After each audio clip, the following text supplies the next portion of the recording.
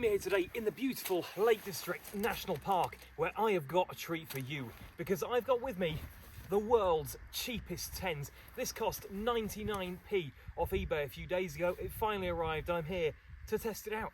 Is it any good? Can you buy a tent for 99p and actually use it?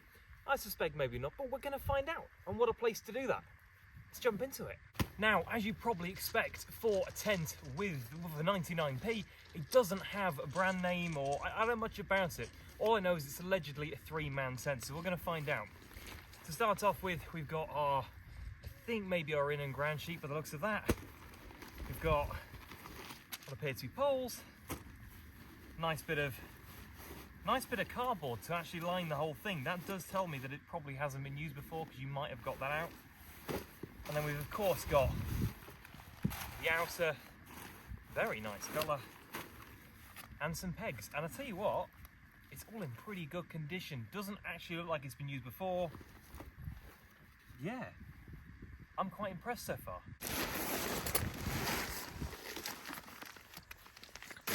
As you can see, it's all in pretty good order.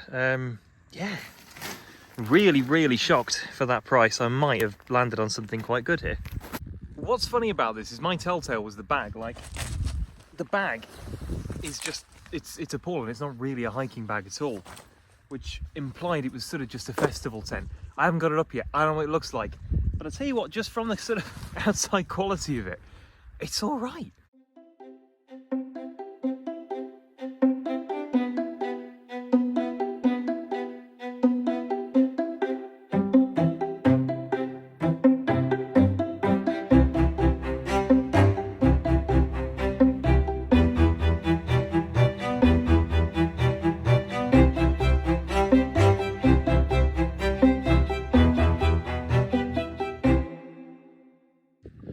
Right, we're not going to win any awards for the pitching because we've pitched on a beach down here for numerous reasons. But I'll tell you what, that isn't bad. It's a lot of tent for 99p. The material, the feel, even the setup of it, like, it's not bad. I mean, when you come round, one of the things that strikes me as like, it's got a bit of something to it, is, you know, you've even got vents in the top of the tent too, because obviously I don't know what the tent's made of. I suspect it's fully waterproof, and normally the way they make these things fully waterproof is by making them not very breathable. But it's offered you vents on top to make sure you don't get too sopping wet in the night.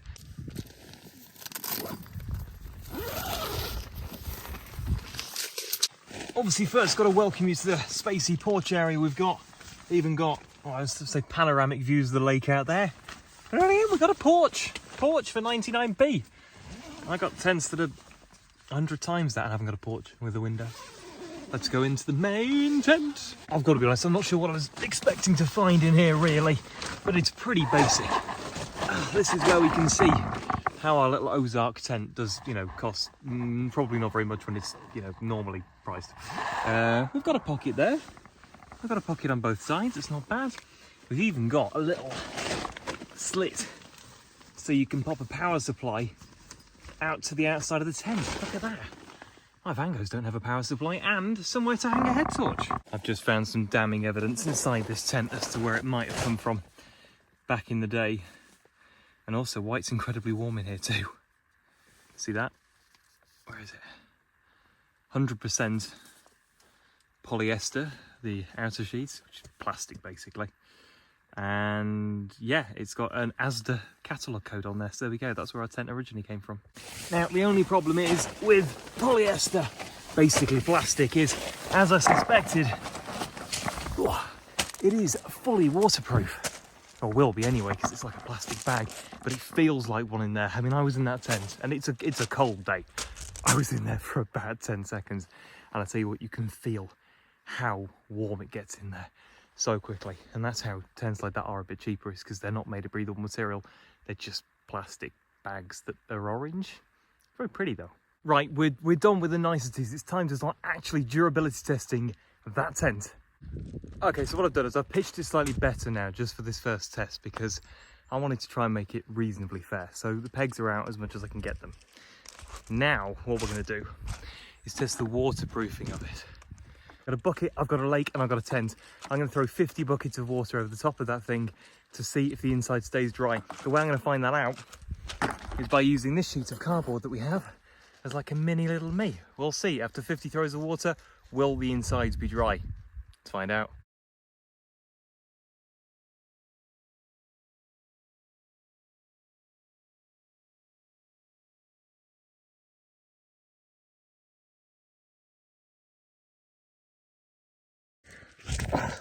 Right, that's halfway, that's 25. And to be fair to it, it's kind of just acting like a plastic bag. As you can see, the water kind of just beads up and then comes off it. Look at that. I don't think it's going to be wet in here, but let's do the rest.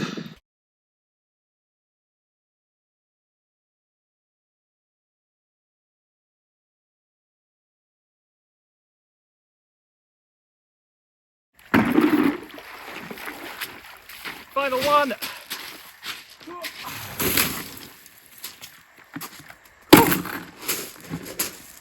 Right, after 50, or maybe 51, I lost count, buckets of water on top of the tent. Is it dry inside? Let's find out. Water in the porch, as to be expected. That's due to my dodgy pitching. The question is there water on the inside? I don't know. I did focus a lot of what I was doing towards the sleeping area. So let's see. Ah, you know what? That was completely dry before. And there are, look at that, spots of water inside. There's some at the back as well. And I suspect I know where the culprit lies. I suspect that water is probably down to these ventilation chambers. In fact, you can see the water in there. And I suspect if we were to go around the other side, it'd be a similar story. Okay, so the water right in the back of the tent, I'm willing to put down to the fact I've just done a really shit job of pitching it. That's fine. However, the water on the cardboard in the middle of the tent is definitely down to those ventilation flaps, which, I don't know, I guess that's something to look out for. I've never had a tent that has got them, and maybe that's why, you know, a big open flat with some netting in.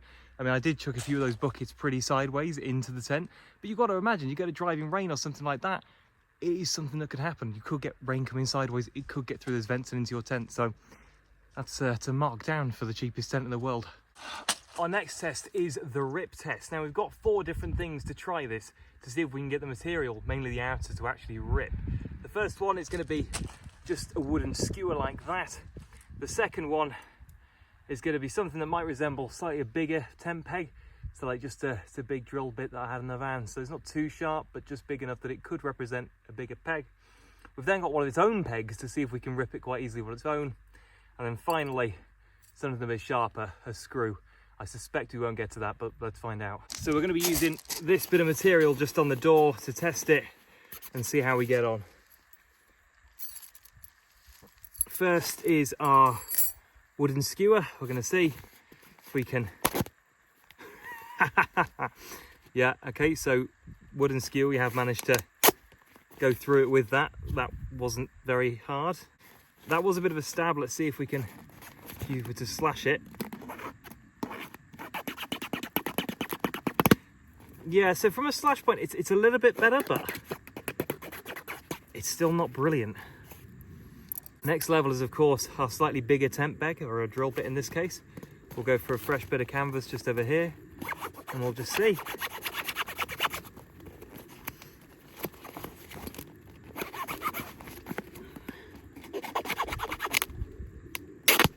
Okay, again, so we have got a rip there, but it's not too bad. It's kind of like, that took a lot of going, you know, you're not going to just slip and be able to do that. Next is one of its own tent pegs. So with one of its own tent pegs, you could obviously be pitching it. You could come along and you might just slip like that. It's left a bit of a mark, but it's not too bad. Let's try it again. Yeah, okay, so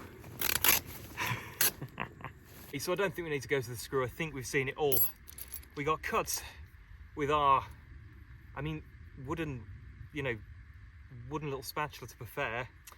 And we got cuts, again, slightly bigger, blunter instrument, but it did go through.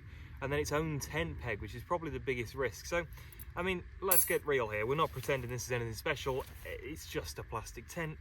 But yeah, there we go. Another durability test failed.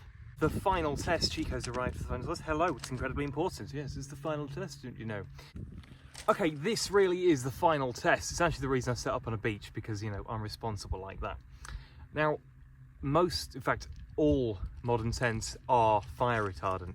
That means there's a coating on them which, if you were to apply a lighter to them, means they wouldn't just go up in flames. Now, I don't know or suspect whether this is fire retardant. I don't know. I've seen the manufacturer's little slip, there's nothing on there about it, but it should be. It makes them safe. It means you can use a stove near them. All those sort of things. It means if you were to go to sleep and leave a cigarette lit, you're not going to burn in the night. So the way I'm going to test this is by applying a lighter on the front door of the fabric for 10 seconds. If it burns within those 10 seconds, I've actually got a huge bucket of water behind me ready to go. But if it does burn in those 10 seconds, it's not fire retardant. If it doesn't, we will leave the tent alone. We will let it have its peace. And it probably is, and we've got onto a winner there. So let's find out.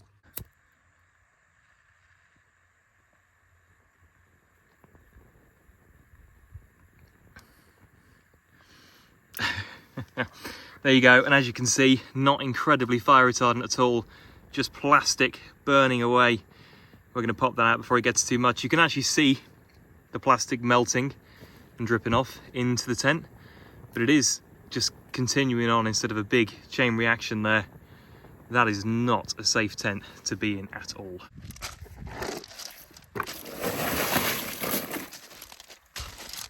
Okay folks, so there you go. It does show you can buy a tent incredibly cheap. I mean 99p, and it's a lot of tent. You know, you do get a lot of space and the features you mentioned earlier on, but for me, the biggest takeaway from this video, if there's any, is safety. Old tents and cheap tents often won't be fire retardant. So if you do buy one, be very, very careful when you go camping with your stoves and all that sort of stuff, because it could be a consideration. If you smoke, you know, you just don't know. And a lot of us have our furry friends with us in the tent, and you would hate for anything to happen to anyone with you inside the tent or outside the tent. So if you do buy a cheap tent, at least double check for that fire retardant label inside, because it'll make all the difference. Anyway, thank you for watching the video. I hope you enjoyed that little durability test. If you have, comment below. Like, I know Chico's happy because the video's over. I can go give him dinner at the van. And yeah, I'll catch you in the next one. Come on.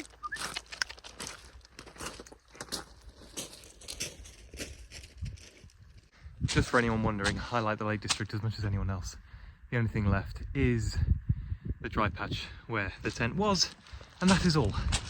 Clean up, kids. It's cool to look after things. Anyway, see you later.